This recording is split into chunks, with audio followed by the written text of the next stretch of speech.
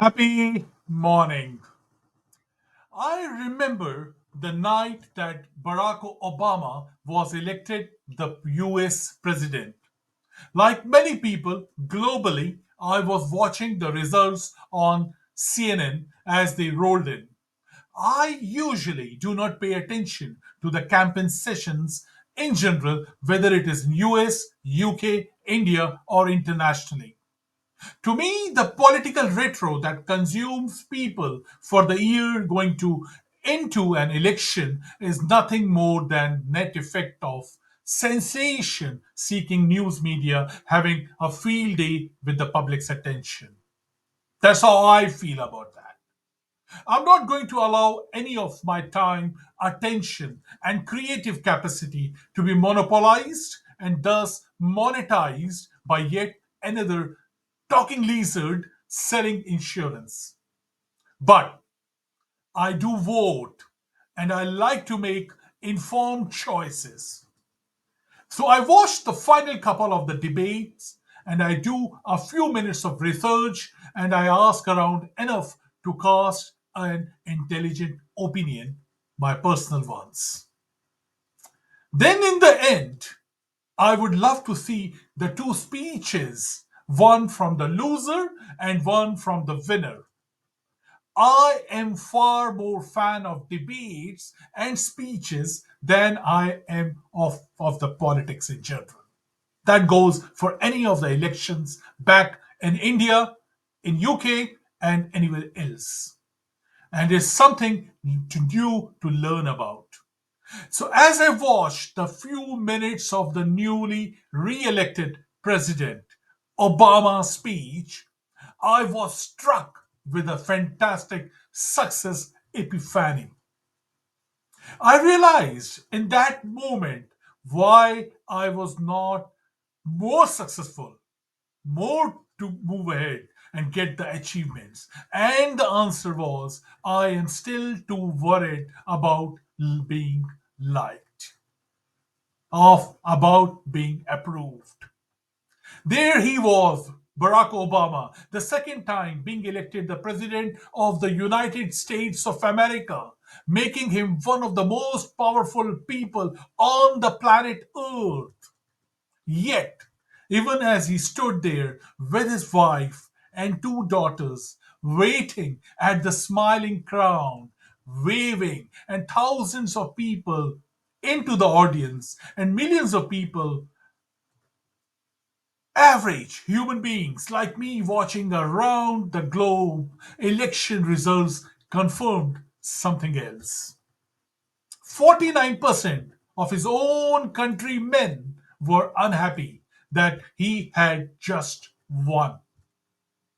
Yes, almost half of everyone in his own country disagreed with him or disliked him or both.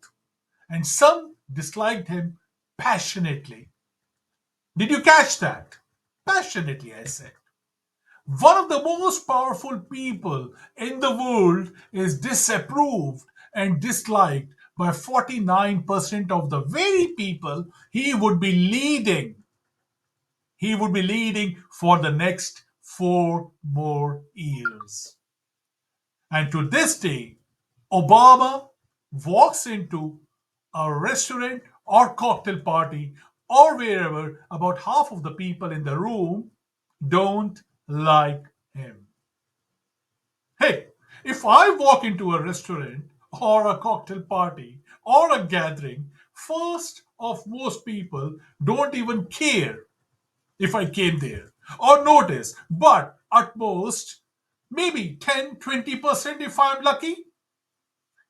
So don't like me. Yeah. But that is the difference between me and Obama and most of any other world changer and people like me, I would say. I realized in that moment that I am not pushing change hard enough. I am not pushing progress hard enough. I am not upsetting people and their status quo enough. If you are going to be a change maker, you need to shake status quo by the shoulders. To improve things, you have to change the things. Progress is only achieved through change. But the change is the one thing that frightens would be change makers the most.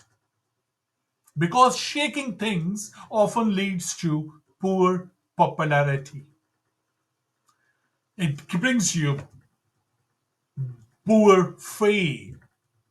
Understand this: the higher you climb in the ladder of success, the more people will dislike you. Climb high enough, and people might even hate you. Let that be okay. In fact, embrace it. If you are not as high in the ladder as you want to be, it is because you are too worried about people disliking you. It's that what's keeping you from embracing challenging ideas or steering up the status quo and leading a life by your own definition. Hear it this way: if all the people around you are happy with you, you are not doing a great job. If everybody is pleased with you, when you stop being like other people, they stop liking you. That's the fact. That's just how it goes in the world. There is no escape in it. And it's okay. Take it. What you need to understand about disapproval, that it is a sign that you are doing something right.